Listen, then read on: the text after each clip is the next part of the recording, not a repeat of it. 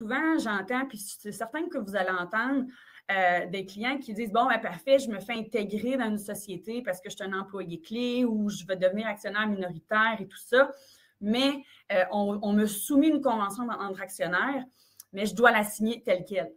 Bien là, où est-ce que je veux vous amener, c'est de dire, bien, il faut faire attention au contrat d'adhésion. Le contrat d'adhésion dans le Code civil du Québec, c'est un contrat que les clauses ont été imposées par quelqu'un, puis qu'on n'avait pas la possibilité de librement négocier son contenu. Tantôt, je donnais l'exemple, quand vous allez vous acheter un téléphone chez Rogers ou quoi que ce soit, bien, vous ne commencez pas à négocier les dispositions du contrat de téléphonie. Non, vous allez négocier peut-être le prix, les modalités mensuelles ou quoi que ce soit. Donc, advenant problématique, puis là, je laisse de côté la loi sur la protection du consommateur, eh bien, vous êtes l'adhérent.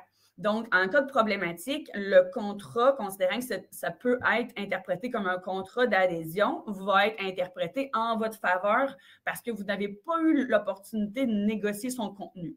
Donc, c'est la même chose. De dire, oui, je comprends qu'un actionnaire minoritaire qui a 5 ou quoi que ce soit, bien, il n'y a pas la même force de frappe dans la négociation qu'un actionnaire qui a 45 ou quoi que ce soit.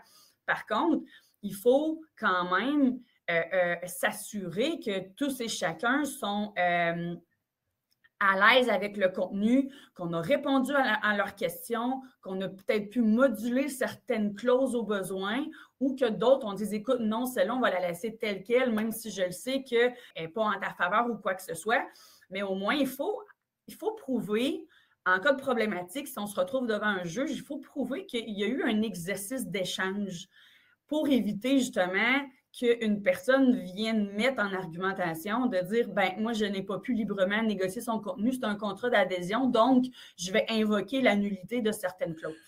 Puis ça ferait du sens, parce que tu sais, quand tu as 5 tu ne te sens pas nécessairement en pouvoir, ils me proposent ça, tu vois ça comme une opportunité qui m'a été proposée, fait que, ben, crème, je dois te le signer, ton document, mais tu sais, s'il y a des clauses abusives dedans, du genre, ben, moi, d'un matin, je peux te racheter à une pièce, ben, ça fait pas vraiment de sens, puis il faut que tu sois en mesure de comprendre ces clauses-là avant de s'avancer là-dedans, tu sais, puis d'être représenté, peut-être.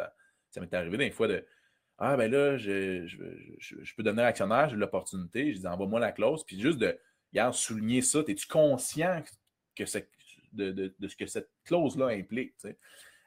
Fait, des fois, juste d'éclaircir le tout, ça fait la différence.